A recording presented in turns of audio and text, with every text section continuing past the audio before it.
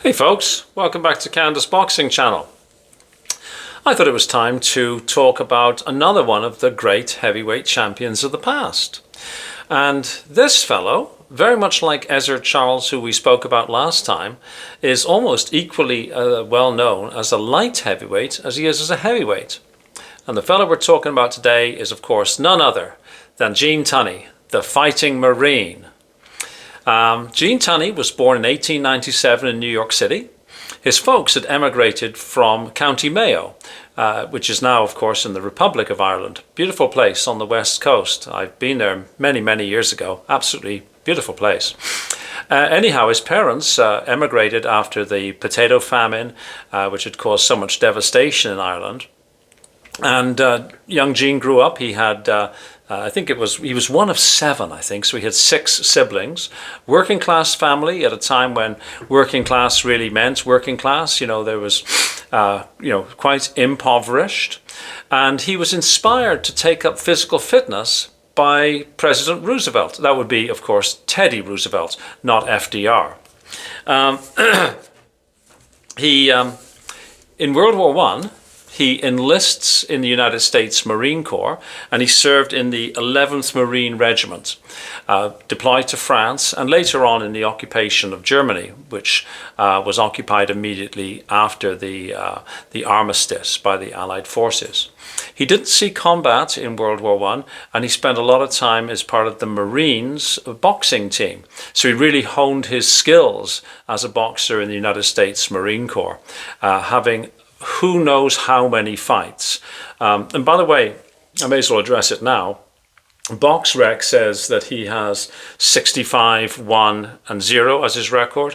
Other sources say 90 with 85 wins, 1 loss and 3 draws and 1 no contest. I think that's probably more accurate. Truly speaking, it's probably higher again. And a number of the fights that you will see are newspaper decisions, because of course in the 1920s it was semi-legal, I guess is the best way to put it, boxing that is, and quite often you wouldn't have an official result. You'd have newspaper correspondents who were there commenting and sort of voting amongst themselves and deciding who in their mind had won, so to speak. So when you see BoxRec looking at these old fighters, take the BoxRec results with a pinch of salt. Anyways, that's just a little aside. Okay, when he comes back from World War I, he gets demobilized in 1919. And he establishes himself, of course, as a very promising light heavyweight. He'd been boxing in the Marines, which was a fairly tough school to be learning your boxing in, of course. Especially in the Marine Corps of then. I mean, probably even today as well. Certainly not a place where you would be finding a lot of pillow-fisted opponents. An interesting little fact, in 1921, he spent time in Canada. He went up to Northern Ontario to work as a lumberjack. He said he wanted the solitude. He didn't tell anybody that, hey, I'm a boxing champion, probably for the good reason that everybody in camp would have wanted to have a go. But no, he just chose to, really work physically hard, and devote himself to physical fitness, so that when he started his professional career, he felt like he would be a more honed fighter. Interesting thing, hey? I can't imagine a modern athlete doing anything like that. But of course, we are talking about totally different times, right? So anyhow, he built a reputation as a thinking man's fighter, if you like, technical, defensive fighter. And this is a time when a lot of people really liked the very aggressive sluggers going at it. So he was a little bit of an anomaly. I'm not saying he was sort of dancing around like Muhammad Ali, but he was a more strategic, thinking fighter who worked a lot behind the jab. He was known to have a very, very good jab. Excuse me, I've got my tons of notes here because I don't want to try and miss too much. Though, as always, this is just a little thumbnail sketch of a great fighter, and I strongly encourage people to go and read more about these fighters, immerse yourself in their history, have a look at some great YouTube channels out there, Dan Morley Boxing, for example, John Vincent. They have excellent channels with thousands and thousands of subscribers, and they have a lot of really, really detailed stuff. So this channel is just trying to introduce you to these great fighters and to sort of remind us of these fellows so that we don't forget who they were. Anyhow, moving on. One of Gene Tunney. Now, Gene Tunney is a light heavyweight, okay? So sort of in that 174, 175 pound range. One of his greatest challengers was none other than the Pittsburgh Windmill, Harry Greb. Now, you will remember that I've spoken about Harry Greb in one of my other videos where I was strongly recommending a particular book about Harry Greb. So Harry Greb is this crazy slugger who Gene Tunney described as like fighting an octopus. He would hit you in the face when his arms were actually facing the other way. There's an interview that Gene Tunney has done when Gene Tunney's an elderly man in his 70s, and he's talking about Harry Greb, about how it was so hard to get hold of Harry Greb. Harry Greb was never there. He would go to punch Harry Greb, and Harry Greb was gone. And in fact, Benny Leonard coached Gene Tunney and said the best way to beat Harry Greb is not go for the head, but to get into the body and work his body. Well, anyhow, Greb, who was at best a middleweight, right?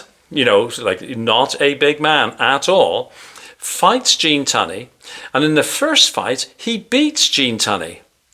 Now, they had, I think it was 4 or 5. They had 5 total fights. So he beats Gene Tunney in 1922.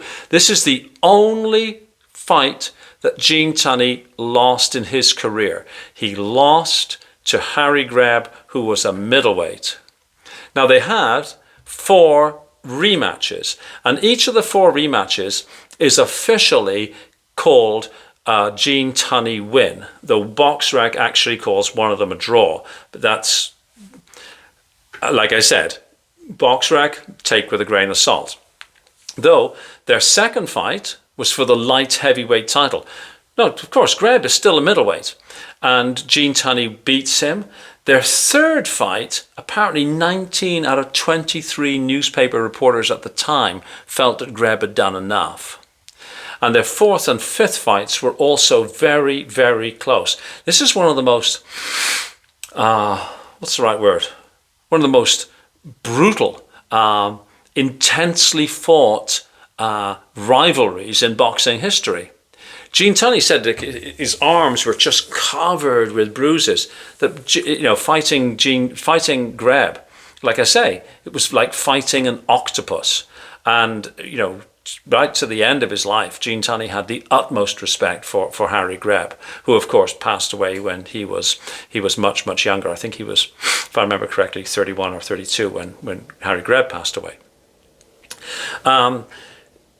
I think the key to Gene Tunney's victories over Greb was that he used a superior boxing skills, footwork and defense to control the pace.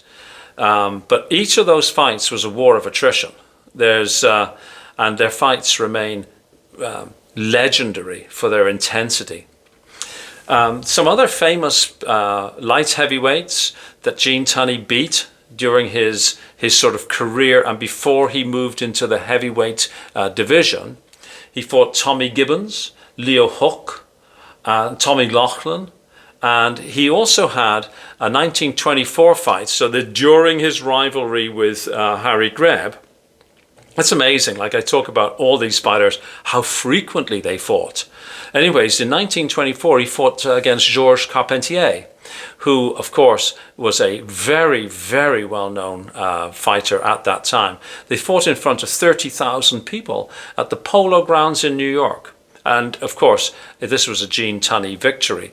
But he beat a lot of really good fighters, not just Harry Greb. He beat a lot of very, very good fighters in his rise through the light heavyweight division on his way to becoming a heavyweight.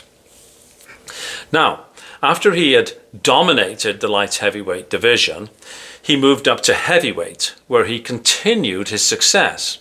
And in 1926, he earned a shot at the world heavyweight title against none other than Jack Dempsey. And Jack Dempsey we've spoken about on this channel as part of this series. Now, when I say heavyweights, we're not talking of people who are 240, 260 pounds. I think Gene Tunney was fighting at sort of 185 as a heavyweight. So it just goes to show how immeasurably tough these guys were. Excuse me while I have a quick little drink here. Anyways, the first fight with Jack Dempsey takes place on September the 3rd, 1926.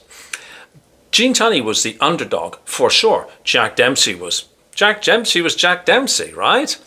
Anyways, he outboxed Jack Dempsey over 10 rounds, winning a unanimous decision and claiming the heavyweight title. Apparently, his speed, his footwork, and his overall boxing skills made the difference. They had a rematch on September the 22nd, 1927, so 1 year later. He had, excuse me, and this was infamously called the long count, which I've spoken about in my career retrospective of Jack Dempsey. And it sort of sounds as though the ref did something wrong when you say, oh, the long count. But no, as I pointed out in my Jack Dempsey career retrospective, what happened was Tunney was dominating the early part of the fight. But Jack Dempsey knocks him down in the 7th round. Now, Jack Dempsey had famously been an old school fighter who would stand over his opponents, and as soon as they got up, he was ready to give them another beating. That was perfectly acceptable at the time. But a rule change had taken place, which Jack Dempsey had been totally on board with. In fact, he said he was on board with it after he himself had been knocked out of the ring in a previous fight. But I guess, you know, he flipped a switch after he knocked Gene Tunney down. He wouldn't go to a neutral corner. So the ref is pushing him to the neutral corner. Well, 1001, 1002, 1003, 1004, 1005 seconds elapse while Jack Dempsey is being pushed off into a neutral corner. The ref turns around and starts his count then. And of course, Gene Tunney is able to get up. Now, it's thought that he was down for like 14 seconds or so, which is why it's called the long count. Though, of course, it wasn't a long count. Had Jack Dempsey dropped him, skedaddled off to a neutral corner, the ref would have started counting, and it's likely that Gene Tunney wouldn't have gotten up. We don't know. But the point is, Gene Tunney does get up, and he continues to box well, and he goes on to win another decision, retaining his World Heavyweight Championship. And the first fight between Dempsey and Tunney, by the way, was in Philadelphia in front of a crowd of 120,557 people.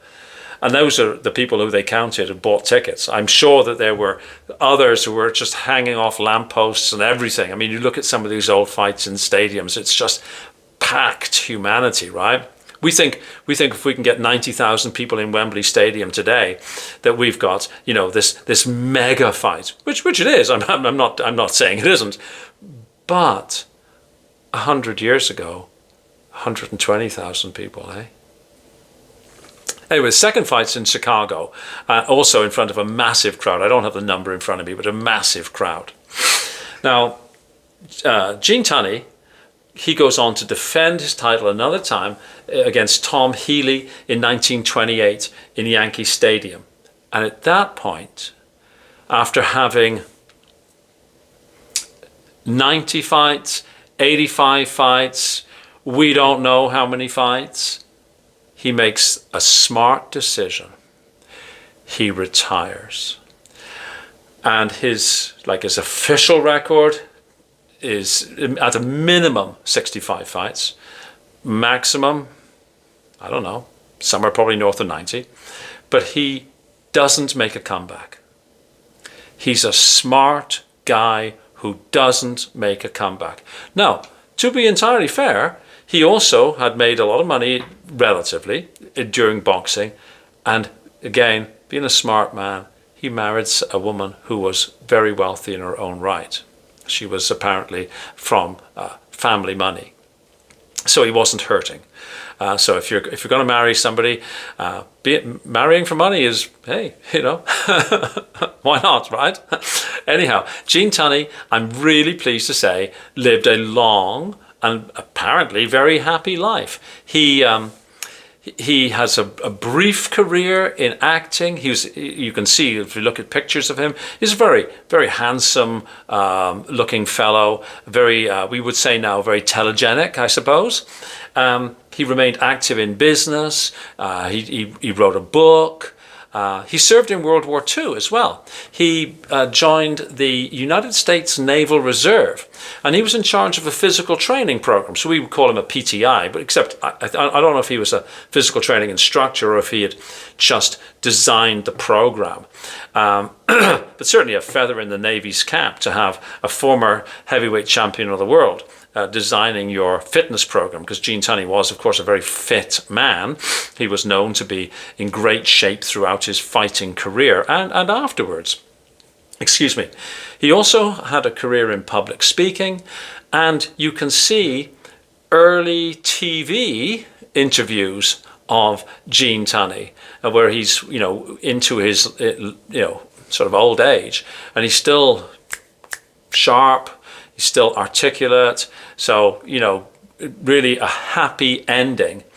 He passed away at the age of 81. I was in college at the time. It was 1978 when he passed away, so he had a good, long life and a life well lived. So hopefully this has inspired you to look into Gene Tunney a little more. And we ask the question we always ask: is he underrated, overrated, or just about right? I'm going to say that he's underrated. And I only say that because we don't often talk about Gene Tunney. You know, again, a lot of these old fighters get sort of passed over. And as more generations of fight fans come through, you know, these guys fade into, dare I say it, obscurity, which should never, ever happen. I mean, as I've said before, so bear with me, I'm going to say it again. I hate YouTubers who talk as though Mike Tyson was like the first heavyweight champion and that nobody ever existed before. Please, let's remember these fighters, because these fighters are fabulous. They were fabulous athletes. They did amazing things, and they lived in a time when, you know, they were just, I actually believe they were tougher people than we are. I mean, collectively, right? So please, let's not forget about fighters like Gene Tunney. I say he's underrated. If I'm making a totally objective assessment of heavyweights, you have to say that outside of Dempsey, he didn't fight enough, you know, real top heavyweights, but he had such a long career of fighting people who were themselves really well-known fighters, but mostly at the lighter weights. But anybody who fights Harry Greb 5 times, now that's an achievement on its own, right? So I would say that Gene Tunney is slightly underrated. Now we ask the other questions. Does he make my lifetime top 10? Well, no. Gene Tunney had retired long before I was born. He retired, my father was born, but I wasn't, so I don't have to consider him in my lifetime top 10. Is there a place for him in my all-time top 10? Probably not, because of the fact that he didn't fight enough other top heavyweights. But that shouldn't mean that he isn't a great fighter, a great heavyweight fighter, and somebody that we should really remember. So thank you for listening. If you've enjoyed this video, please hit like, please subscribe, add your comments in. I like hearing about, well, all sorts of comments, to be honest with you, but I'd like to hear about who do you think we should talk about in future videos where we talk about fighters from the past. I mean, we're spoiled for choice, right? It's not like we're going to run out of great fighters to talk about. So let me know what you think. Okay, thanks very much. Have a fabulous day, and I'll see you next time. Cheers. Bye-bye.